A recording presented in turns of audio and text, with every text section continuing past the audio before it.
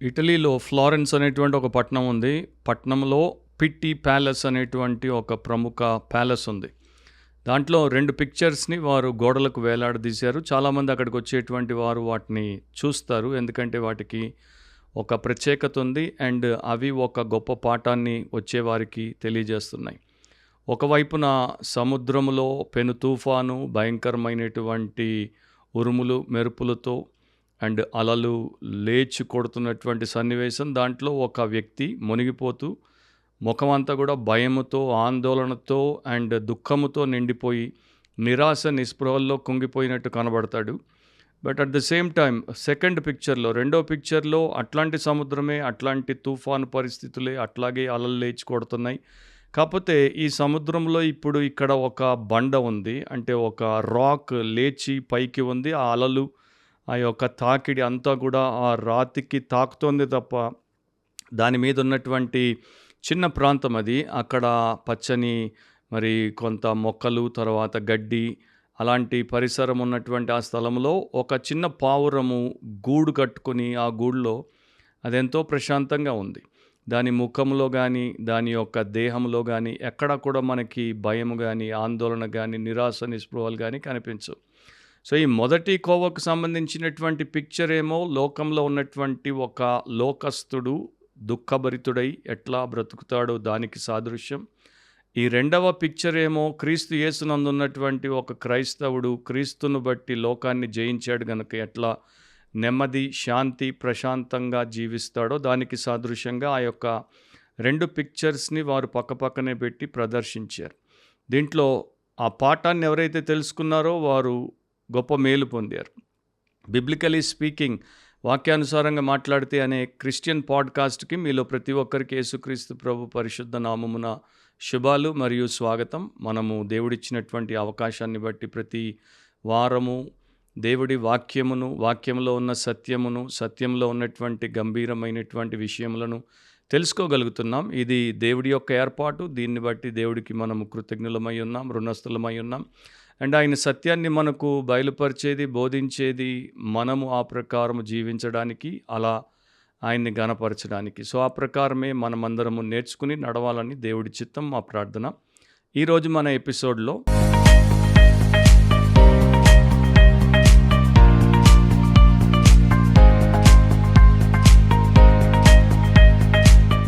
మనము గత 2 వారాలుగా ఒక స్మాల్ సిరీస్ని చేస్తున్నాం పాడ్కాస్ట్లో. అది ఫోర్స్ ఆఫ్ ఫెయిత్ అంటే విశ్వాసానికి విరోధులు. దేవుడి వాక్యంలో విశ్వాసానికి ఎన్ని విరోధులు లేక విరోధకరమైనటువంటి విషయాలు ఉన్నాయో నేర్పిస్తుంది. అవన్నిటిని కూడా మనం ఈ సిరీస్లో చూడబోవట్లేదు. దేవుడి చిత్తమైతే ఒక 4 ముఖ్యమైన వాటిని మాత్రమే చూడబోతున్నాం. ఈ 4 ఎదుర్కొన్నప్పుడు మనుషులు ఎట్లా తటపటాయిస్తారు, ఎట్లా స్థిరత్వాన్ని కోల్పోతారు, ఎట్లా ధైర్యం లేకుండా పడిపోతారు అన్నది వారికి తెలియజేస్తూ, వారిని బలపరచడానికి, వారిని తిరిగి నిలబెట్టడానికి దేవుడు ఈ 4 పార్ట్ మినీ సిరీస్ని వాడుకుంటున్నాడు. దాన్ని బట్టి దేవుడికి స్తోత్రం. 1 పేతురు 5వ అధ్యాయం 9వ వచనంలో, లోకమందున్న మీ సహోదరులయందు ఈ విధమైన శ్రమలే నెరవేర్చున్నవని ఎరిగి విశ్వాసమందు స్థిరులై వానిని ఎదురించుడి. సో, సాతాను ద్వారా వచ్చేటువంటి శ్రమలు అండ్ దాని ద్వారా కలిగేటువంటి పీడ లేకపోతే బాధ, ఇవి విశ్వాసులకు, క్రీస్తునందు విశ్వాసం ఉంచినటువంటి ఆయన్ని వెంబడించేటువంటి వారికి కలిగినప్పుడు వారు దాన్ని ఎట్లా ధీటుగా ఎదుర్కోవాలి, వారు ఎట్లా స్థిరత్వాన్ని కోల్పోకుండా ఉండాలి, వారు ఎట్లా జయాన్ని సాధించాలి అనేది పేతురు ద్వారా దేవుడు రాశాడు. సో, ఈ రోజున మనము చూడబోయేటువంటి 3వ విషయం ఏంటంటే, third thing in this series ఏంటంటే డిఫికల్టీస్ అంటే కష్టాలు, సఫరింగ్స్ అంటే శ్రమలు, లేకపోతే అఫ్లిక్షన్స్ అంటే వేదనలు. దీని గురించి అపోస్తలుడైనటువంటి పేతురు క్రీస్తు యేసునందున్నటువంటి విశ్వాసులకు, మీరు 1వ అధ్యాయంలో చదివితే వారు ఈ ప్రాంతాల్లో చెదిరిపోయినటువంటి ప్రభు అయిన యేసుక్రీస్తునందు విశ్వాసం ఉంచిన దేవుని ప్రజలు, పరిశుద్ధులు అని పేతురు ద్వారా మనకు దేవుడు తెలిపాడు. సో, వారికి పేతురు చెప్తున్న సత్యమేంటి? లోకమందున్న మీ సహోదరులయందు ఈ విధమైన శ్రమలే నెరవేరుచున్నవని ఎరిగి. అంటే ఈ ప్రాంతాల్లో ఉన్నవారే కాదు, మీరు ఆసియా మైనర్లో, చిన్న ఆసియాలో ఉన్నటువంటి మీకు మాత్రమే కాదు, ఇక్కడ ఉన్నటువంటి బ్రదర్స్కి, సిస్టర్స్కి మాత్రమే కాదు, ప్రపంచమంతా ఎక్కడెక్కడ ప్రభు అయిన యేసుక్రీస్తునందు అట్లాంటి బ్రదర్స్ అండ్ సిస్టర్స్, సహోదర సహోదరులు ఉన్నారో వారందరికీ కూడా ఈ విధమైన శ్రమలే నెరవేరుచున్నాయి. సో ఆయన శ్రమలు ఇట్లాంటివే వారికి కలుగుతున్నాయి, కష్టాలు ఇట్లాంటివే వారికి కలుగుతున్నాయి అని చెప్పాడు, కానీ వాటిని వివరించలేదు, వాటిని ఎక్స్ప్లెయిన్ చేయలేదు, వాటి డీటెయిల్స్ లేకపోతే వాటి వివరాలు ఇవ్వలేదు. కాకపోతే మీరు తెలుసుకోవాల్సింది ఏంటంటే ప్రతి చోట ఇట్లాంటి పరిస్థితే, ప్రతి చోట పరిశుద్ధులు వారి యొక్క పరిస్థితుల్లో శ్రమల పాలవుతున్నారు, వారికి ఇరుకు ఇబ్బంది అనేది కలుగుతోంది. అయితే ఒకటి మనం గుర్తుపెట్టుకోవాలి, ఇవి ఈ సమయంలో సాతాను ద్వారా కలుగుతున్నాయి. ఎందుకంటే 1 పేతురు 5వ అధ్యాయం 8వ వచనంలో సాతాను ఏం చేస్తాడన్నది చెప్పాడు, 9వ వచనంలో దానినే కంటిన్యూ చేస్తున్నాడు. కనుక శ్రమలు అనేక రకాలుగా మన జీవితాల్లోనికి రావచ్చు. కొన్ని మనము స్వంతముగా మన అవివేకముతో, అవిధేయతతో కొని తెచ్చుకుంటాం. కొన్ని మన యొక్క విశ్వాసమును బట్టి, సాక్ష్యమును బట్టి మనకు లోకము ద్వారా వస్తాయి. కొన్ని ఆ విశ్వాసము, సాక్ష్యము అండ్ దేవుడి పట్ల మనకున్నటువంటి ప్రగాఢమైనటువంటి నిష్టను బట్టి సాతాను కూడా మనల్ని దేవుడి నుండి విడగొట్టి వేరు చేయడానికి, వెనక్కి తిప్పుకోవడానికి తీసుకొచ్చి పెట్టేటువంటి అంశాలు. అండ్ క్రీస్తునందున్నటువంటి క్రైస్తవులు పేతురు కాలంలో రోమన్ ప్రభుత్వము ద్వారా, ముఖ్యంగా నీరో చక్రవర్తి ద్వారా అతని పాలన కింద విపరీతముగా హింసించబడ్డారు. సో సాతాను రోమన్ సామ్రాజ్యాన్ని, నీరో చక్రవర్తిని, అక్కడ ఉన్నటువంటి భక్తిహీనమైనటువంటి వ్యవస్థను వాడుకొని వీరి మీద దాడులు చేయడం, వీరిని పర్సిక్యూట్ చేయడం అనేది ఆ టైంలో మనం చూస్తున్నాం. సో పేతురు కన్నా ముందే యేసుక్రీస్తు ప్రభు దీని గురించి తన యందు విశ్వాసం ఉంచినటువంటి వారికి చాలా స్పష్టంగా చెప్పారు. యోహాను సువార్త 16వ అధ్యాయం 33వ వచనంలో, నా యందు మీకు సమాధానము కలుగునట్లు ఈ మాటలు మీతో చెప్పుచున్నాను. లోకములో మీకు శ్రమ కలుగును, అయినను ధైర్యము తెచ్చుకొనుడి, నేను లోకమును జయించి ఉన్నాను నేను. సో ప్రభు ఏం చెప్పాడు, లోకములో మీకు శ్రమ కలుగును, లోకములో ఇక మీకు ఆనందమే, తర్వాత మీకు నేరుగా పరలోకమే అని ఆయన ఎక్కడా చెప్పలేదు. ఈ రోజున కొంతమంది ఆ ప్రకారం యేసునందున్నటువంటి వారికి ఆనందము, వారికి ఆయాసం బొత్తిగా ఉండదు, వారికి ఏ రకమైనటువంటి ఇబ్బందులు ఉండవు అని చెప్తున్నారు. అది బైబిల్ బోధ కాదు, అది యేసు ప్రభు చేసినటువంటి బోధ కాదు, అపోస్తలులు చేసిన బోధ కాదు, పేతురు అండ్ ఇతరులు చెప్పినటువంటి వాక్య సత్యంలో భాగము కాదు. పరిశుద్ధాత్మ అట్లాంటిది ఎప్పుడు సంఘానికి 2000 సంవత్సరాల్లో చెప్పలేదు. దేవుడు చెప్పింది ఏంటంటే, you will have tribulation in the world, ఈ లోకంలో మీకు శ్రమ. అండ్ ఇక్కడ ప్రభు అయిన యేసు పలికినటువంటి పదం అర్థమేంటో కూడా మీకు చెప్తాను. కానీ ఈరోజున ఎన్నో చర్చెస్, ముఖ్యంగా పెద్ద సైజులో ఉన్నటువంటి చర్చెస్, పేరు ప్రతిష్టలు ఉన్నటువంటి చర్చెస్, పలుకుబడి కలిగినటువంటి చర్చెస్లో శ్రమ లేని వ్యక్తులను తయారు చేస్తున్నారు. వారు దేవుడికి, లోకానికి, వారికి వారు పనికి రాకుండా పోతున్నారు. సో దేవుడు ఎక్కడ కూడా మీకు లోకంలో జుబిలియేషన్ ఉంటుందని చెప్పలేదు. ఆయన మీకు లోకంలో ట్రిబ్యులేషన్ ఉంటుందన్నాడు, లోకంలో హ్యూమిలియేషన్ ఉంటుందన్నాడు. కాకపోతే మీరు ధైర్యంగా ఉండాలని చెప్పాడు.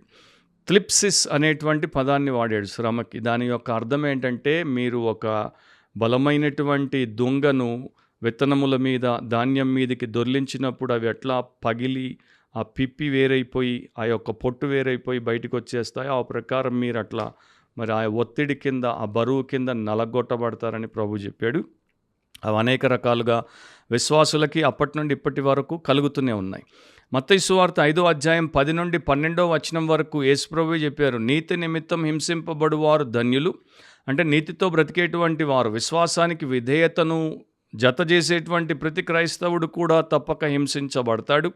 పరలోక రాజ్యం వారిది. నా నిమిత్తము జనులు మిమ్మును నిందించి, హింసించి, మీ మీద అబద్ధముగా చెడ్డ మాటలెల్లా పలుకున్నప్పుడు మీరు ధన్యులు. నా నిమిత్తము ఇవన్నీ మీకు వస్తే అని అంటున్నాడు. అంటే నా యందు మీకు విశ్వాసం ఉంది కనుక, నా మాటను మీరు జవదాటకుండా నన్ను వెంబడిస్తున్నారు కనుక, నన్ను ఇష్టపడినటువంటి జనాలు, నాకు విరోధులుగా, శత్రువులుగా ఉన్నటువంటి లోకస్తులు మీకు విరోధులైపోతారు, మీకు మరి శత్రువులైపోతారు. వారు మిమ్మల్ని నిందిస్తారు, హింసిస్తారు, మీ మీద అబద్ధముగా చెడ్డ మాటలు, పుకార్లు పుట్టిస్తారు. అయితే మీరు ధన్యులు, సంతోషించి ఆనందించుడి, పరలోకమందు మీ ఫలము అధికమగును. ఇలాగున వారు మీకు పూర్వమందుండిన ప్రవక్తలను హింసించిరి అని చాలా స్పష్టంగా మరి వివరణాత్మకంగా యేసుప్రభు చెప్పాడు. అది ఒక్కసారి చదివినా కూడా, చదివిన వ్యక్తికి వివేకం ఉంటే ఇట్టే అర్థమైపోతుంది. ప్రపంచంలో కూడా ఎక్కడైనా సైన్యంలో ఒక సైనికుడిని చేర్చుకున్నప్పుడు సైన్యపు అధికారులు వాడికి తర్ఫీదునిస్తారు, ట్రైనింగ్ ఇస్తారు. ఇచ్చినప్పుడు వాడిని చావడానికి సిద్ధపరుస్తారు. ఎందుకంటే వాడు యుద్ధానికి పోతున్నాడు, ప్రాణాలు తీస్తాడు, ప్రాణాలు ఇవ్వచ్చు. అయితే వాడిని చావడానికి సిద్ధపరుస్తారు. కాకపోతే వాడిని గెలవమని బోధిస్తారు. సో చావడానికి సిద్ధంగా ఉన్నాడు, కానీ గెలుపే ధ్యేయంగా పెట్టుకున్నాడు.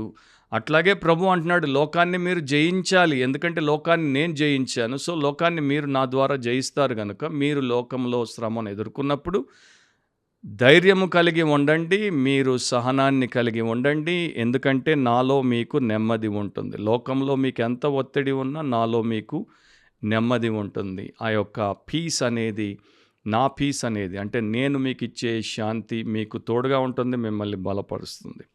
ఒక చిన్న పిల్లవాడు పాపం వికలాంగుడు అనమాట. 2 చేతులు 2 కాళ్ళు కూడా తిరిగిపోయాయి. అతడు ఏ వస్తువును పట్టుకోలేడు, దాన్ని వాడలేడు. అతనికి ఇతరులు సహాయం చేయాలి. కానీ ప్రతిసారి అతన్ని ఒక పెద్దాయన, దగ్గరలో ఉండే పెద్దాయన ఇంటికొచ్చి చూసిపోతుంటే అతడు ఎప్పుడూ తన ముందు తెరవబడిన బైబిల్ పెట్టుకొని కనబడేవాడు. సో ఈ పెద్దాయన పిల్లోడిని అడిగాడు, నీకు ఇంత బాధాకరమైన పరిస్థితి ఉంది, ఆయన ఎప్పుడు చూసినా నేను వచ్చినప్పుడల్లా నువ్వు తెరవబడిన బైబిల్ చదువుతూ ఉంటావేంటి, దాంట్లో నీకు అంత గొప్ప మేలు ఏం కలుగుతోంది అన్నప్పుడు చెప్పాడు, ఈ బైబిల్లో నాకు యేసుప్రభు గురించిన బోధ ఉంది కనుక అది నన్ను చాలా బలపరుస్తుంది. అంటే నీకు యేసు మీద అంత విశ్వాసం ఉందా అంటే ఉంది అన్నాడు. నీకు ఆయన మీద నిజంగా విశ్వాసం ఉందని నీకెట్లా తెలుసు అంటే, ఇంత బాధ ఇతరులైతే ఎట్లా భరిస్తారో నాకు తెలియదు, కానీ నేను భరించడానికి ఆ యేసే నాకు ఆ నెమ్మదిని ఇస్తున్నాడు, ధైర్యాన్ని ఇస్తున్నాడు, నిరీక్షణని ఇస్తున్నాడు. కనుక నేను బాధ లేకుండా భరించగలుగుతున్నాను, సంతోషంగా ఉండగలుగుతున్నాను అని ఆ పిల్లవాడు చెప్పేసరికి పెద్ద ఆయనకప్పుడు ఎంత గొప్ప పాఠం, ఎంత చిన్న వయసులో నేర్చుకున్నాడు అనుకుంటూ ఆయన పోయాడు. సో బైబిల్లో దేవుడు మనకి అనేక సత్యాలు చెప్పాడు. మనము బ్రీఫ్ పాడ్కాస్ట్ కనుక వాటన్నిటిని, ఆ వచనాలన్నింటినీ చూడబోవట్లేదు. కానీ ఇంకొక 2 వచనాలు మీకు జ్ఞాపకం చేస్తాను. రోమీలకు రాసినప్పుడు 8వ అధ్యాయం 35వ వచనంలో, క్రీస్తు ప్రేమ నుండి మనలను ఎడబాపువాడెవడు? శ్రమ అయినను, బాధ అయినను, హింస అయినను, కరువైనను, వస్త్రహీనత అయినను, ఉపద్రవమైనను, ఖడ్గమైనను మనలను ఎడబాపున. సో ఇవేవి కూడా మనల్ని యేసుక్రీస్తు ప్రేమ నుండి ఎడబాపలేవు. ఆయన మనల్ని ప్రేమించకుండా, మనం ఆయన్ని ప్రేమించకుండా ఏవి మన మధ్యలోకి అడ్డుగా రావు. విశ్వాసము సరిగా ఉంటే, వాక్యానుసారంగా ఉంటే అన్నిట్లో విజయం మనదే. అదే అధ్యాయం 37వ వచనంలో, ఆయనను మనలను ప్రేమించిన వాని ద్వారా మనము వీటన్నిటిలో అత్యధిక విజయం పొందుచున్నాం. సో ఆయన లోకాన్ని జయించాడు. జయశాలి మన ప్రభు, మన దేవుడు, మన రక్షకుడు గనుక ఆ జయములో మనం కూడా పాలిభాగస్థులమై ఉన్నాం, పార్ట్నర్స్ అయి ఉన్నాం. సో మనం కూడా జయిస్తాం. సో లోకంలో మనకి శ్రమ మన సహోదరి సహోదరులకు వచ్చినట్టే వస్తోంది. సో మనమందరము ఒకే వైపు ఉండి పోరాడుతున్నాం, మనకి తప్పక జయం లభిస్తుంది. అట్లా ఆయన కాలంలో, అంటే ప్రభు అయిన యేసుక్రీస్తు పరలోకానికి ఆరోహమైన కొంత సమయానికి అట్లా విశ్వాసులు విజయవంతులైనట్టు బైబిల్లో ఒక చోట నేను మీకు రాయబడింది చూపిస్తాను. హెబ్రీ పత్రిక 10వ అధ్యాయము 32వ వచనం నుండి 36వ వచనం వరకు. అయితే మీరు వెలిగింపబడిన మీదట శ్రమలతో కూడిన గొప్ప పోరాటము సహించిన పూర్వపు దినములు జ్ఞాపకము తెచ్చుకొనుడి. ఒక విధముగా చూచితే, అంటే వీరందరూ కూడా విశ్వాసంలోనికి వచ్చిన తర్వాత, దేవుడి చేత వెలిగింపబడిన తర్వాత వీరు శ్రమలతో గొప్ప పోరాటము చేశారు అండ్ సహించారు. అండ్ వారి శ్రమలు ఎట్లా ఉన్నాయో కూడా హెబ్రీ గ్రంథకర్త కొంత వివరణ ఇచ్చాడు. ఒక విధముగా చూచితే మీరు నిందలను, బాధలను అనుభవించుట చేత 10 మందిలో ఆరడి పడితిరి.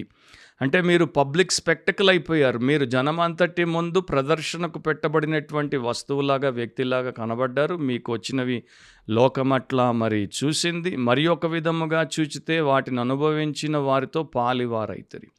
సో అట్లాగే మీకన్నా ముందు మీ సమయంలో మీతో సమానముగా అనుభవిస్తున్న వారితో మీరు కూడా పాలివారయ్యారు, పార్ట్నర్స్ అయ్యారు. ఎలాగనగా మీరు ఖైదులో ఉన్నవారిని కరుణించి మీకు మరి శ్రేష్టమైనదియు స్థిరమైనదియునైన స్వాస్థ్యం ఉన్నదని ఎరిగి మీ ఆస్తి కోల్పోవుటకు సంతోషముగా ఒప్పుకుంటారు. వారి ఆస్తిని అంతా కూడా, వారు క్రైస్తవులైనందుకు విరోధులు వారి మీద పడి ఆస్తిని జప్తు చేసి దాన్ని లాక్కున్నప్పుడు వారు బాధపడలేదు, కుంగిపోలేదు. ఎందుకేసుని నమ్ముకున్నామా, ఎందుకంతా కోల్పోయి బికార్లమయ్యామా అని లబోదిబోం అనలేదు, కానీ సంతోషముగా ఒప్పుకున్నారు. ఈ రోజున ఒక దినపు ఆదాయాన్ని దేవుడి సన్నిధిలో గడపడానికి విడిచిపెట్టనటువంటి వారిని చూసినప్పుడు, ఆదివారాలు కూడా ప్రభు దినమని మర్చిపోయి పని దినాలుగా పెట్టుకొని పనులు చేసేవారిని చూసినప్పుడు, అంటే అప్పుడప్పుడు అట్లా వెళ్ళడం తప్పు అని నేను అనట్లేదు. కానీ ప్రతినిత్యం అదే వారి జీవిత విధానముగా ఉంటే మాత్రం అది ససేమిరా తప్పు. ఆ ప్రకారం ఉన్నటువంటి వారు మరి తమ ఆస్తిని కోల్పోతే ఊరుకుంటారా? ఆ స్థితి రానిస్తారా? కాబట్టి కంటిన్యూ. కాబట్టి మీ ధైర్యమును విడిచిపెట్టకుడి, దానికి ప్రతిఫలముగా గొప్ప బహుమానము కలుగును. అంటే వీరంతా ఒత్తిడి కింద ఉన్నారు గనుక పగిలిపోతారేమో, ఇంకా మీరు భరించండి అని ఆయన ధైర్యాన్ని నూరిపోసి చెప్తున్నాడు, ప్రోత్సహిస్తున్నాడు. మీకు గొప్ప బహుమానం కలుగుతుంది. మీరు దేవుని చిత్తమును నెరవేర్చిన వారై వాగ్దానం పొందు నిమిత్తం మీకు ఓరిమి అవసరమై ఉన్నది. సో ఇలా వీరు అనేక రకాలుగా హింసింపబడినప్పటికీ వారు దాన్ని తట్టుకున్నారు. ఒక ఆయన అన్నాడు, శ్రమల్లో మనం ఉన్నప్పుడు వై మీ లార్డ్ అని అనకూడదు, ట్రై మీ లార్డ్ అని అనాలి. అంటే శ్రమలు మనకు వచ్చినప్పుడు నాకే ఎందుకు ప్రభువా, నేనే ఎందుకు ప్రభువా అని మనం అనకూడదు. నన్ను పరిశోధించి ప్రభువా, నాకు ఈ పరీక్షలో, ఈ పోరాటములో జయము దయచేయి ప్రభువా అని మనం అనాలి. మార్టిన్ లూథర్ ఆయన రిఫార్మర్గా ప్రొటెస్టెంట్ క్రిస్టియానిటీని ప్రపంచంలో స్థాపించాడు, దేవుడి చేత వాడబడ్డాడు. మరి ఆయన పోరాడినప్పుడు, విశ్వాసమును బట్టి ఒంటరిగా పోరాడినప్పుడు ఆయనకి వ్యతిరేకంగా ఒక పెద్ద సామ్రాజ్యం వంటి Roman Catholic church, Pope, cardinals, bishops and ఇతర చక్రవర్తులు అందరూ కూడగట్టుకుని వచ్చినప్పుడు కూడా ఆయన ఏకాకిగా ఉన్నప్పటికీ దేవుడి మీద ఆధారపడ్డాడు, భయపడలేదు, జంకలేదు, వెనుకంజ వేయలేదు. అండ్ ఆయన్ని కొన్ని సంవత్సరాలు మరి చాలా వేధించారు. ఆ ఒత్తిడి కిందే పగలు రాత్రి బ్రతికాడు. ఒకానొక సమయంలో ఆయన పారిపోవాల్సి వచ్చింది. అండ్ జర్మనీలో వార్ట్బర్గ్ క్యాసల్ అనేటువంటి ఒక మహల్లో ఆయన్ని మరి దాచిపెట్టాల్సిన పరిస్థితి కూడా వచ్చింది. 9 మాసాలు అక్కడ ఉన్నాడు. అండ్ ఆ యొక్క స్థలంలో, ఆ గదిలో ఆయన కూర్చున్నప్పుడు జర్మనీ భాషలోనికి బైబిల్ని అనువదించాడు. ఆ గది మరి నేను అక్కడికి వెళ్ళి చూశాను. ఆయన వాడిన టేబుల్, ఆయన కూర్చున్న కుర్చీ, మరి ఇప్పుడు ఉన్న పరిస్థితిని 500 ఏళ్ల కిందకి మీరు తీసుకెళ్ళి చూస్తే ఎట్లా ఉన్నాడా అనిపిస్తుంది. అంత భయంకరమైన పరిస్థితి. ఆ టైంలో 1530లో ఆయన రాసినటువంటి ఒకానొక ఉత్తరము తన స్నేహితుడైన మెలాంక్టన్కి ఆయన రాశాడు. దాంట్లో ఇట్లా రాశాడు, లాటిన్ అండ్ జర్మన్ 2 భాషల్ని వాడి ఆయన ఏమని రాశాడు, ఈ యోహాను 16:33 యేసుప్రభు చెప్పినటువంటి మాటల గురించి ఒక సత్యాన్ని రాశాడు. Why should we then fear a conquered world as if it were the conqueror. జయించబడినటువంటి లోకమే జయశాలి అన్నట్టుగా మనము దానికి ఎందుకు భయపడాలంటున్నాడు. ఈ లోకాన్ని యేసుప్రభు జయించాడు కదా, ఆయనకి ఇది లోబడిపోయింది కదా, ఇక జయించబడినటువంటి దానికి అది మనల్ని ఏదో జయిస్తుందని దానికి ఎందుకు మనం లోబడాలంటున్నాడు. ఎంత మంచి సత్య వివేచన ఆయన కలిగిందో చూడండి. అందుకనే లోబడలేదు. లోకాన్ని తలకిందులుగా చేసిన యేసు శిష్యుడిగా గుర్తింపబడ్డాడు. సో పేతురు, ఈ 1 పేతురు 5:9 ఏమన్నాడు, విశ్వాసమందు స్థిరులై వానిని ఎదురించుడి. ఎవరిని ఎదురించాలి? అపవాదిని, సాతానును, మీ విరోధిని అండ్ దేవుని యొక్క శత్రువు అయినటువంటి ఆ దుష్టుణ్ణి మీరు ఎదురించాలని చెప్పాడు. రెసిస్ట్ అని పేతురు చెప్పాడు. దాని యొక్క అర్థం ఏంటంటే బలముగా ఎదుర్కోవడం. అది మనల్ని దారి తొలగింప చేయకుండా, మన పట్టు సడలించకుండా, మన స్థిరత్వము నుండి మనల్ని పక్కకి తోసివేయకుండా మనము ఎదురించడం. అదే పదం ఇంకా న్యూ టెస్టిమెంట్లో కొన్ని చోట్ల వాడబడింది. కొన్నింటిని నేను మీకు ఈ టైంలో వినిపిస్తాను, తద్వారా మీకు అదేంటి, దాని సత్యం ఏంటి అనేది అర్థమవుతుంది. ఇదే పదం అపోస్తలుల కార్యములు 13:8 ఇట్లా వాడబడింది. అయితే ఎలుమ ఆ అధిపతిని విశ్వాసము నుండి తొలగింపవలనని యత్నము చేసి వారిని ఎదిరించాను. అయితే ఈ గారడివాడైనటువంటి ఎలుమ ఎవరిని ఎదిరించాడు? పౌలు, బర్నబాలను. ఆ టైంలో సౌలు, బర్నబాలు వారు సువార్త చెప్తుంటే వారిని ఎదిరించాడు. అపోస్తలులైన పౌలు గలతీ 2:11 ప్రకారము, అయితే కేఫా అంతియోకయకు వచ్చినప్పుడు అతడు అపరాధిగా తీర్చబడను గనుక నేను ముఖాముఖిగా అతనిని ఎదిరించితిని.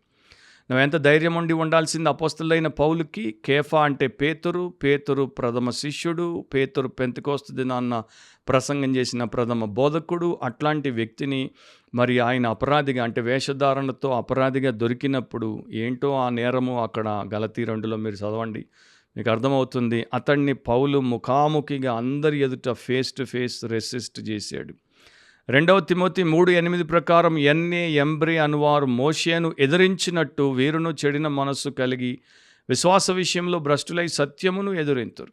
తర్వాత 2 తిమోతి 4:14-15 అలెగ్జాంద్రు అను కంచరివాడు నాకు చాలా కీడు చేసెను, అతని క్రియల చొప్పున ప్రభు అతనికి ప్రతిఫలం ఇచ్చును, అతని విషయమై నీవును జాగ్రత్తగా ఉండుము, అతడు మా మాటలను బహుగా ఎదిరించెను. సో పౌలు మాటల్ని అలెగ్జాంద్రు అనేటువంటి కంచరివాడు బహుగా ఎదిరించాడు. రెసిస్ట్ అంటే ఇదనమాట. సో అట్లా మీరు విశ్వాసమందు స్థిరులై మీకు శ్రమలు తెచ్చిపెడుతున్నటువంటి సాతానును ఎదిరించండి, జయించండి అని బైబిల్ చెప్తోంది. హెన్రీ డెంప్సీ అనేటువంటి ఒక పైలట్ ఉండేవాడు. అండ్ ఆయన ఒక విచిత్రమైనటువంటి విషయాన్ని బట్టి ప్రపంచంలో గుర్తించబడ్డాడు. ఆయన ఒక చిన్న విమానం, దాన్ని బీచ్ క్రాఫ్ట్ 99 టర్బో ప్రాప్ అంటారు, చిన్న విమానం అది. దానిలో 15 మంది ప్యాసింజర్లను తీసుకొని ఒక చోట నుండి ఇంకొక చోటికి, మెయిన్ నుండి బాస్టన్కి వెళ్తున్నాడు. అండ్ విమానము 4000 అడుగుల ఎత్తులో ఉన్నప్పుడు వెనక నుండి ఏదో పెద్ద శబ్దం వచ్చింది. ఆయనతో కో పైలట్ ఉన్నాడు. సో ఈ యొక్క హెన్రీ శబ్దం ఏంటో చూడడానికి వెనక్కి వచ్చేసరికి ఒక్కసారి విమానము టర్బులెన్స్కి గురైంది. అంటే ఈ యొక్క బయట ఉన్నటువంటి మేఘముల తాకిడికి గురైంది. ఈ మధ్య సింగపూర్ ఎయిర్లైన్స్ ఆ టర్బులెన్స్ గుండా పోయినప్పుడు ఒకడు చచ్చిపోయాడు, చాలామందికి గాయాలయ్యాయి, ప్రపంచమంతా వార్త మరి అట్లా పాకిపోయింది. అదే ప్రకారం అయ్యేసరికి మరి ఈయన ఆ తాకిడికి ఒక్కసారి ఎగిరిపడ్డాడు. And door తెరుచుకుంది. ఆ డోర్ నుండి గాలి బయట నుండి ఇన్ని సక్ చేసేసింది, అంటే ఇన్ని బయటికి అది పీల్చేసింది, లాగేసింది. సో ఆయన మెట్ల మీద నుండి అట్లా బయటికి పోతున్నప్పుడు గట్టిగా తన చేతితో పట్టుకున్నప్పుడు ఆ కింద ఉన్న రైలింగ్, విమానం యొక్క రైలింగ్ ఆయన యొక్క చేతికి దొరికింది, దాన్ని పట్టుకున్నాడు. ఇక బయట ఉండే గాలి ప్రెషర్కి మనిషి విమానం అట్లా గాల్లో పోతున్నప్పుడు ఊగులాడుతూ ఉండడం అది అసమానమైన విషయం, అది చాలా అసాధారణమైన విషయం. ఇక కో పైలట్ మరి డోర్ తెరుచుకుందని లోపల ఉన్న 15 మంది ప్యాసింజర్లు ఆహాకారాలు చేసేసరికి ఈయన బయటికి వెళ్ళిపోయాడు అనగానే ఈయనక పడిపోయాడని చెప్పి కో పైలట్ వెంటనే విమానాన్ని దగ్గరలో ఎయిర్పోర్ట్లో దించడానికి శాయశక్తిలో ప్రయత్నం చేసి దించాడు. దించినప్పుడు కానీ అసలు సంగతి అందరికీ తెలిసి రాలేదు. ఈ హెన్రీ డెంప్సీ ఆ 12 ఇంచుల వరకు, అంటే గ్రౌండ్కి విమానం వచ్చేంత వరకు 12 ఇంచుల, ఇక గ్రౌండ్ విమానానికి మధ్యలో వ్యత్యాసం ఉన్నంత వరకు కూడా ఆయన పట్టు వెడవక ఆ రైలింగ్ అంత గట్టిగా పట్టుకున్నాడు. సో మరణాన్ని ముఖం పెట్టి ఎదుర్కొంటూ ఆయన కింద ల్యాండ్ అయ్యే టైంలో వదిలాడు. అట్లా ఆయన బతికి పట్టగట్టాడు. సో దాని గురించి రాసినప్పుడు ఏమంటారంటే మన గ్రిప్ అట్లా ఉండాలి, మన పట్టు అట్లా ఉండాలి. ప్రాణాలు పోకుండా ఆయన విమానాన్ని ఎంతగా పట్టుకున్నాడో మనం కూడా విశ్వాసంతో మన ప్రభువుని అట్లా పట్టుకోవాలి, ఆయన మాటలను అట్లా పట్టుకోవాలి. అప్పుడు ఆ స్థిరత్వం మనకుంటే, విశ్వాసంలో అంత స్థిరంగా ఉంటే ఏ శ్రమ, ఏ వేదన, ఏ ఇబ్బంది, ఏ సాతాను మనల్ని యేసు నుండి వేరు చేయలేరు. అసాధ్యం. ఎందుకంటే వాటన్నిటి మీద జయం ఆయన సాధించాడు, మనకు దాన్ని అనుగ్రహిస్తాడు. మనం కూడా అత్యధిక విజయం గల వారముగా, విశ్వాసులముగా, స్థిరులముగా నిత్య స్వాస్థ్యమును కలిగి ఉంటాం, దేవుణ్ణి మహిమపరుస్తాం.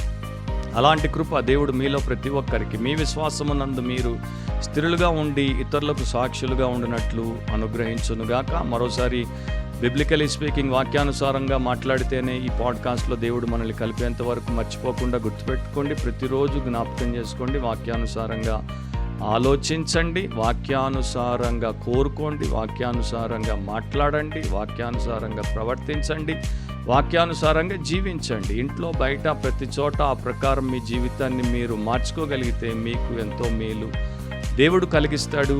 అది దేవుడి యొక్క అనుగ్రహం. సో మరోసారి దేవుడు కలిపేంత వరకు మిమ్మల్ని, మీ కుటుంబాన్ని, మీ సంఘాన్ని ప్రభు అయిన యేసుక్రీస్తులో విశ్వాసమందు పరిశుద్ధాత్మ దేవుడు స్థిరులుగా ఉంచునుగాక. ఆమేన్. God bless you all.